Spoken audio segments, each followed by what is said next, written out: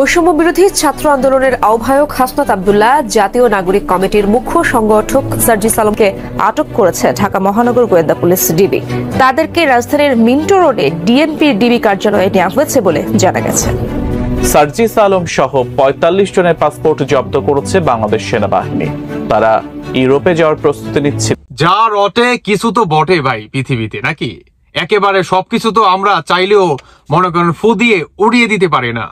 শুনলেন তো যে সেনাবাহিনীর প্রধান আপনার ওয়ার্কার এই সমন্বয়ক সার্জিস হাসনাতদের আপনার পাসপোর্ট বা আরো যে আদার্স যে সমন্বয়ক আছে এদের পাসপোর্ট গুলা জব্দ করে। কে জব্দ করে? সেনাবাহিনীর প্রধান। তো কেন করে? এখন আসুন মূল পয়েন্টে। সেনাবাহিনীর কিংবা আপনার পুলিশের কাছে গ্রেপ্তার হয় সার্জিস হাসনাত। এখন অনেকেই এটা নিয়ে আপনারা তর্ক বিতর্ক করতে পারেন, কিন্তু আমি আপনাদেরকে একটু সমীকরণটা মিলাই দেই যে অরিজিনালি গ্রেপ্তার হয়েছে কিনা বা এই বিষয়ে কথা বলি। প্রথমত আপনাকে জানতে হবে সার্জিস আর হচ্ছে হাসনাত আপনার এদের কিন্তু একটা প্ল্যান থাকে এই আপনার সরকার পতনের দিক দিয়ে। প্ল্যান এ, প্ল্যান বি আর হচ্ছে প্ল্যান নাম্বার সি, মানে 1, 2, 3। তো তাদের 3 নাম্বার প্ল্যানটা হচ্ছে যে কোনো সরকার যদি এসে পড়ে বা বাই এনি চান্স এরা যদি মনে করেন আপনার বিফল হয়ে যায় বা আপনার একদম ড্রপ খেয়ে যায়, তাহলে এরা সেফ এক্সিট নিবে বাংলাদেশ থেকে। এবং এই সেফ এক্সিটের নাম্বার হচ্ছে নাম্বার 3, মানে তাদের প্ল্যান মোতাবেক। এখন সেনাবাহিনীর প্রধান মোটামুটি আপনার 15 থেকে 20 দিন হবে মেবি, এর ভিতরেই, হ্যাঁ 15 থেকে 20 দিনের ভিতরেই সম্ভবত, সেখানে বা সেই সময়টার ভিতরে সেনাবাহিনীর প্রধান কিন্তু সার্জিস আর হাসনাতকে কিন্তু গোপনে এনে কিন্তু তাদেরকে কিছু হেদায়েত স্বরূপ জ্ঞান দেওয়া হয়। ইভেন তাদের সমন্বয়কদের পাসপোর্ট কি জব্দ করা হয়, তারা যাতে বাংলাদেশ থেকে সেফ এক্সিট না নিতে পারে, মানে তারা যাতে ভারত পর্যন্ত না যেতে পারে, তারা যাতে পাকিস্তান পর্যন্ত না যেতে পারে।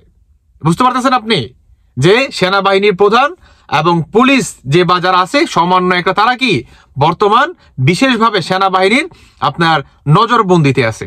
এই সমন্বয়ক সার্জিস হাসনাত, উপদেষ্টা নাহিদ আসিফ, তারপর হচ্ছে আপনার আরো যে বাজার আছে প্রত্যেককে কেন আছে?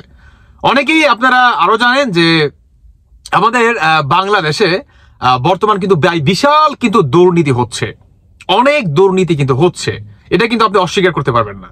আপনার সমন্বয়ক সার্জিস হাসনাতের নামে কিন্তু আপনার দুবাইতে হুন্ডির মাধ্যমে যে তারা যে টাকা পাচার করে এই ধরনের কিন্তু একটা তথ্য কিন্তু উঠে আসছে। অনেকেই আপনারা বলতে পারেন যে ভাই এগুলো সব ভুয়া খবর, এগুলো হচ্ছে গুজব। দেখেন ভাই, এগুলো গুজব বলে কোনো কথা নাই। পৃথিবীতে যা রটে কিছু তো ঘটে রে ভাই, নাকি? একেবারেই তো আপনি গুজব বলে উড়িয়ে দিতে পারবেন না।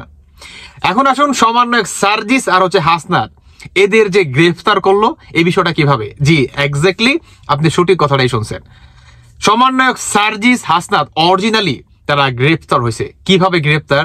প্রথমত হচ্ছে এদের পাসপোর্ট জব্দ করা হয়েছে, দ্বিতীয়ত তারা বিশেষভাবে সেনাবাহিনীর আপনার বিশেষ একটা নজর বন্দিতে আছে সমন্বয়ক সার্জিস আর হচ্ছে হাসনাত। এরা যাতে বাংলাদেশ থেকে সেফ এক্সিট না নিতে পারে এবং এরা যাতে আপনার কোনো অনাকাঙ্ক্ষিত ঘটনা না ঘটাতে পারে এবং এরা যাতে আরো দুর্নীতি না করতে পারে, এটার জন্যই সেনাবাহিনী এবং পুলিশ বাহিনী এদের উপরে বিশেষভাবে নজরবন্দি করে রাখে। এটাই হচ্ছে এদের গ্রেফতারের মূল যে রহস্যটা।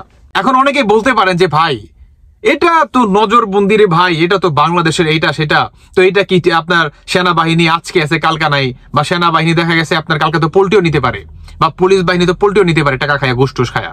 হ্যাঁ, তাহলে আমি আপনাকে আর একটু শিওর করি।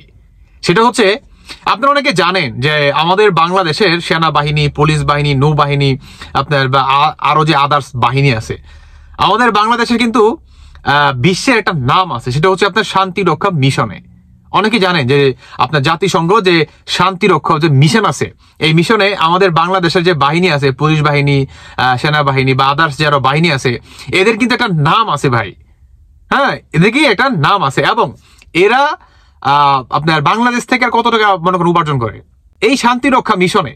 সেনাবাহিনী বা এরা বা এদের পরিবার যেন ভালোভাবে চলতে পারে, এইটার জন্যই প্রতিটি সেনাবাহিনী, পুলিশ বাহিনী যত বাহিনী আছে এদের একটা স্বপ্ন থাকে যে শান্তি রক্ষা মিশনে যাব, এবং সেই মিশনে গেলেই মনে করেন কোটি কোটি টাকা।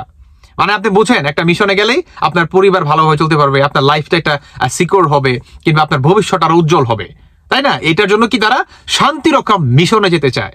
এবং আপনি যদি এই মিশনে যেতে চান তাহলে আপনাকে কি করতে হবে? জাতিসংঘ এবং আপনার কি বলে মানে আপনার আমেরিকার কথা মোতাবেক আপনাকে চলতে হবে। আপনাকে আপনার দেশে আপনাকে শান্তি বজায় রাখতে হবে। দেশে কোনো আপনার জঙ্গিবাদী থাকতে পারবে না, বা জঙ্গিবাদী দমনের ক্ষেত্রে আপনাকে সেখানে বড় একটা ভূমিকা পালন করতে হবে। আর আপনি যদি এই দিকটা যদি আপনি একদম পুরাই বিফল হয়ে যান তাহলে আপনি সেখানে স্যাংশন খাবেন। কি স্যাংশন খাবেন? আমাদের বাংলাদেশ থেকে সেনাবাহিনী, পুলিশ বাহিনী, কোনো বাহিনীই কোন আপনার জাতিসংঘ মিশনে যেতে পারবে নয় আকার না। তখন কি হবে?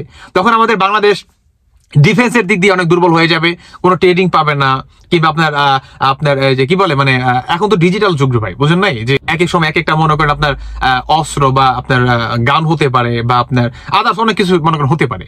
তো সেই দিক দিয়ে তারা কি আপনার শিক্ষাটা অর্জন করতে পারবে না। এতে কি হবে? আমাদের বাংলাদেশ আরো রসাতলে যাবে। একটা পর্যায়ে আমাদের বাংলাদেশটা কি আক্রমণ হতে পারে বহির্বিশ্বের। বুঝতে পারতেছেন তো?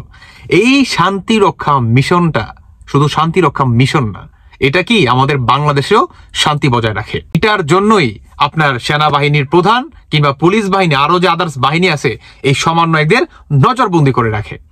এখন অনেকে বলতে পারেন যে ভাই তাহলে মিললো না, তাহলে এখানে সেনাবাহিনী কার হুকুমে করলো? আর ভাই এখনো বুঝতেছেন না, আমেরিকার জাতিসংঘর, হ্যাঁ জাতিসংঘর। কারণ ডক্টর ইউনূস তিনি যে বৈশা রয়েছে অবৈধ সরকার। কারণ আমাদের বাংলাদেশে সংবিধানে আছে কি যে আপনার কোন সরকার যদি পতন হয় আপনার 2 থেকে 3 মাসের ভিতরে, হ্যাঁ আপনাকে সংস্কার কাজ যতটুকু পসিবল হয় বা দরকার আছে এর ভিতরে আপনাকে শেষ করতে হবে, মানে 3 মাসের ভিতরেই। এখন এই 3 মাসের ভিতরে আপনি যদি ব্যর্থ হন কোনো সমস্যা নাই, আপনি নির্বাচন দেন, নির্বাচনের পরে যে সরকার আসবে সেই সরকার বাকিটা মনে করেন করবে, মানে সংস্কার করবে। এটাই হচ্ছে আমাদের বাংলাদেশের সংবিধান। তাহলে এই ডক্টর ইউনূস কিংবা উপদেষ্টা সমন্বয়কারী যে বাজার আছে তাদের নিজের মুখের আপনার দলিল কিংবা আপনার যুক্তি কিংবা প্রমাণ যেটা আপনি ধরে নিতে পারেন যে আমরা এই সংবিধান মেনে আমরা আসি নাই, আমরা কোনো আইন কানুনের তোয়াক্কা করে আমরা আসি নাই, আমরা আসছি টোটালি একটা কি অবৈধতার মাধ্যম দিয়ে। তো এই হচ্ছে এই সমন্বয়কদের নিজেদের মুখের দলিল কিংবা প্রমাণ যে এরা নিজেরাই হচ্ছে অবৈধ। কারণ এরা কোনো সংবিধান মেনে আসে নাই, এরা কোনো আপনার আইন কানুনের কোনো তোয়াক্কা করে তারা আসে নাই, এরা টোটালি আসছে একটা গণহত্যার মাধ্যম দিয়ে, অবৈধতার মাধ্যম দিয়ে সরকার প্রতিষ্ঠিত করছে। এটাই হচ্ছে তাদের ভূমিকা, তাই নয় কি? তাহলে এটা কি কখনোই জাতিসংঘে আপনার প্রমাণ পাবে বা বহির্বিশ্বের কাছে এটা কি কতটুকু যুক্তিসঙ্গত হতে পারে বলেন? তাদের এই ভূমিকাটা টোটালি আপনার ক থেকে চন্দ্রবিন্দু চান অব্দি আপনারা টোটালি কি ভোকাস। এবং এটার জন্যই জাতিসংঘ এদেরকে বলে যে বাংলাদেশে বর্তমান আপনার সংখ্যালঘুদের উপরে কিংবা আপনার আওয়ামী লীগের উপরে, তারপর হচ্ছে আপনার বর্তমান বাংলাদেশে নতুন করে আপনার আমাদের বাংলাদেশে আপনার জঙ্গিবাদী যারা আছে তারা কি পুনরায় মাথা চারা দিয়ে উঠছে। এবং এদেরকে যাতে শক্তভাবে আপনার ট্যাগেল করতে পারে, এটার জন্যই আপনার জাতিসংঘ থেকে আমাদের সেনাবাহিনীগণ, পুলিশ বাহিনীগণ সবাইকে এই সতর্ক বার্তাটা দেন যে এরা যাতে সেফ এক্সিট না নিতে পারে, যাতে কোনো দেশে যাতে না যেতে পারে, মানে বাংলাদেশ থেকে এক কদম যাতে পাড়া না দিতে পারে। তাহলে এটার জন্য দায়ী থাকবে বাংলাদেশ পুলিশ বাহিনী, দায়ী থাকবে সেনাবাহিনী, সমস্ত বাহিনীর এটার মনে করেন খেসারত দিতে হবে। আর খেসারত স্বরূপ অনেক বড় একটা মাসুল মনে করেন পোহাতে হবে। এটার জন্যই এই সমন্বয়ক সার্জিস আর হাসনাত বা আরো যে উপদেষ্টা বা যে বাজার আছে এরা কি বিশেষভাবে কি আপনার একটা নজরবন্দিতে আছে। বুঝতে পারতেছেন? এই হচ্ছে এদের গ্রেফতারের টোটালি বিষয়টা। আশা করি আপনারা বুঝতে পারছেন, ক্লিয়ার? তো এটার জন্য আমি শুরুতে বললাম যে ভাই পৃথিবীতে যা রটে কিছু তো ঘটে রে ভাই, একেবারেই তো সবকিছু বানোয়াট হয়ে যায় না। আর বিশেষভাবে আমাদের বাংলাদেশের কিছু মিডিয়া আছে, কিছু মিডিয়া না, আপনার যদি 10টা মিডিয়া থাকে 8টা মিডিয়াই এই সমন্বয়ক আর হচ্ছে উপদেষ্টাদের কাজ করতেছে। মানে তারা যদি ভালো কাজ করে সেটাকে তো মনে করেন আর একটু বাড়িয়েও বলবে, এবং তারা যদি কোনো খারাপ কাজ করে জাতির সামনে সেটা আনে না। এবং তথ্য বাবা একজন আছে না, তথ্য বাবা নাহিদ, তিনি জানেন কি করে সবকিছু ফিল্টার করে, যদি এদের এগেনস্টে আপনি কোনো কথা বলেন ফিল্টার করে ওই ভিডিওটাকে ডাউন করে দেয়। কি করে? ওই ভিডিওটাকে ডাউন করে দেয়, ওই ভিডিওটার ভিউ হয় না। যাতে করে বাংলাদেশের মানুষ যাতে এদের প্রতি আর নতুন করে যাতে কোনো তথ্য যাতে না জানতে পারে, বা সমন্বয়কারীরা কি ঘটাচ্ছে বা কি হচ্ছে, এটাকে কি টোটালি হাইড করে ফেলতেছে এই তথ্য বাবা। বুঝতে পারতেছেন? এই হচ্ছে এদের দুর্নীতির অবস্থা।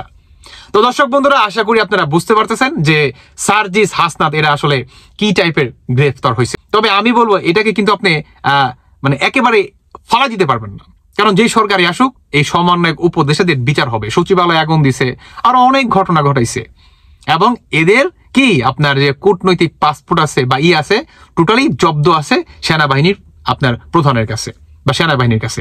সো আমি বলবো আপনারা তো বুঝতেই আছেন যে আসলে এরা মানে কি টাইপের বা কতটা আপনার মানে নজর বন্দিতে আছে, এক টাইপের গ্রেফতারি আপনি বলতে পারেন। তো দর্শক বন্ধুরা, বাকিটা আপনাদের ব্যক্তিগত মতামত অবশ্যই জানিয়ে যাবেন। ধন্যবাদ সবাইকে। আল্লাহ হাফেজ, আসসালামু আলাইকুম।